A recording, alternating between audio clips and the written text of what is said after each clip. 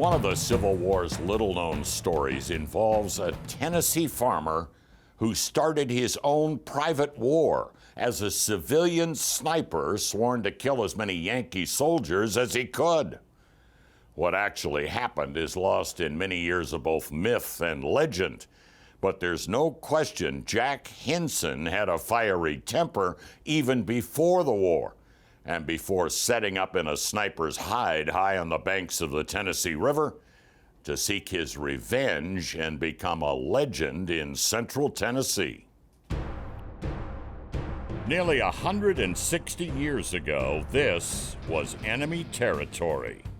Northern invaders occupied the rough country along the Tennessee River, and this tiny cave in a riverside bluff was a hide, maybe a shooting spot, for a man who is still famous for taking the war into his own hands.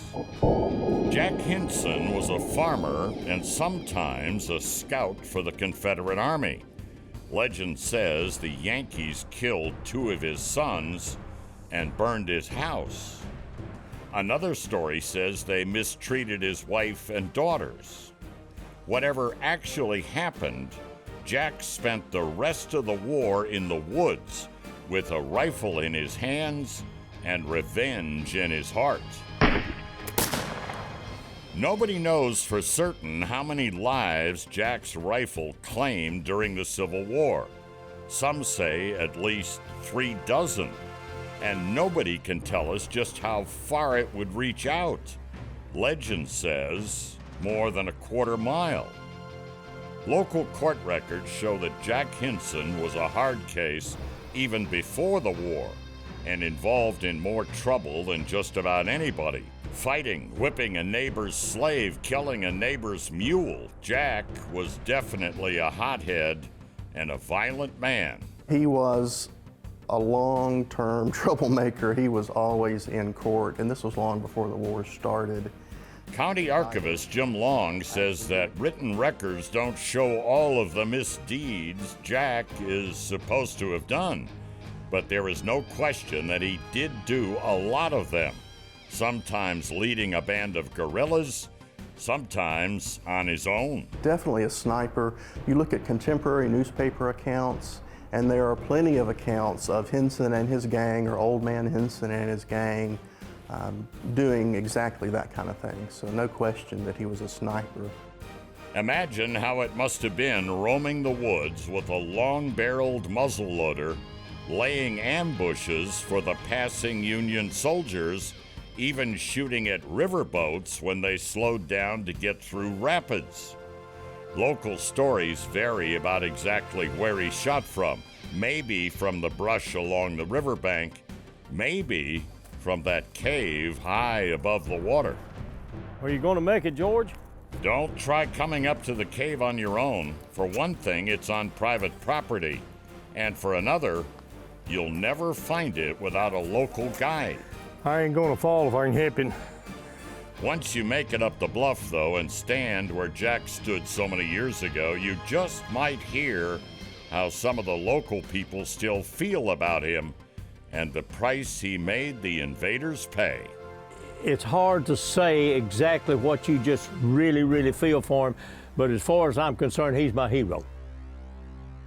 Civilian sniper Jack Henson was deadly on land and over water, shooting at boats on the Tennessee River and Union soldiers on foot and horseback. It's impossible to say exactly how many of the enemy fell to his .50 caliber muzzleloader, but the markings on the rifle give us a pretty good idea. Jack Henson's rifle is what's often called a chunk gun, big and heavy and meant to be shot from a rest. Most of its 18-pound weight is toward the muzzle. You wouldn't want to try firing this beast offhand. You could shoot a lot of powder in that with a big bullet and go a long way. Civil War firearms expert J.T. Leathers says it appears to be a gun from before the war that was modified and updated. With a really good shot, if he shot it every day, he could shoot 600-700 yards. If he knew what he was doing, he was a good shot. There's no telling exactly where the Henson rifle was made. Although it does roughly follow the Tennessee rifle style, it's just larger and more crudely made than most, with a 41-inch octagonal barrel and throwing Enfield pattern bullets for greater accuracy at long range. We are no relation to the Hensons, but it's been in our family since right after the Civil War. Judge Ben Hall McFarland owns the Henson rifle today.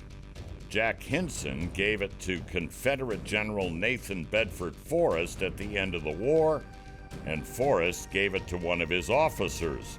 4 generations later, it is still in the officer's family. I feel it's a responsibility for me to at least hold on to it, and then it'll go to my son, and then he understands the importance too.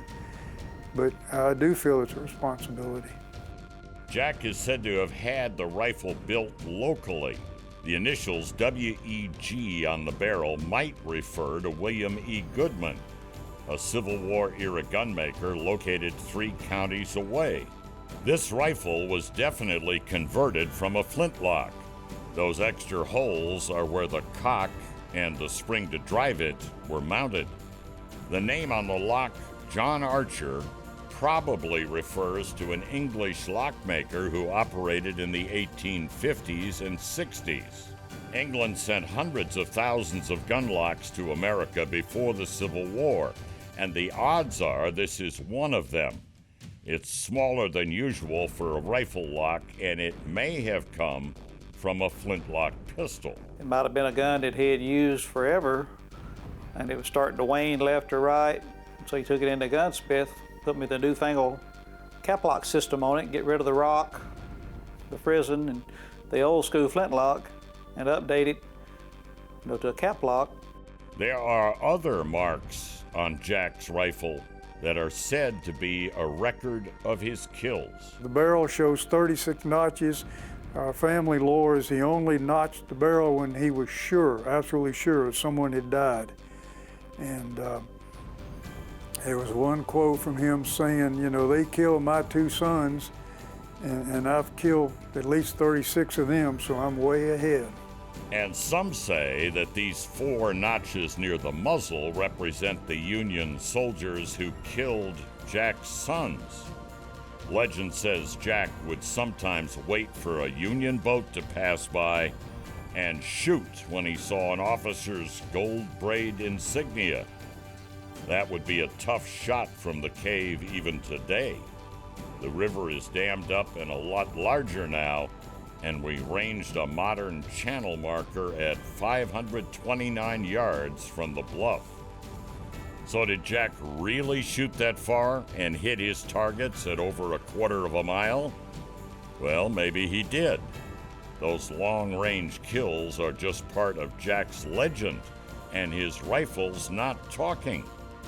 It is the one physical relic of a legend that has grown and changed over the last century and a half, both the parts that are known to be true and the parts that could be. Fact and legend, with only Jack Henson's rifle and his cave left behind to tell the story of the angry farmer who got his revenge, raining lead on the Yankees he could reach at up to 600 yards.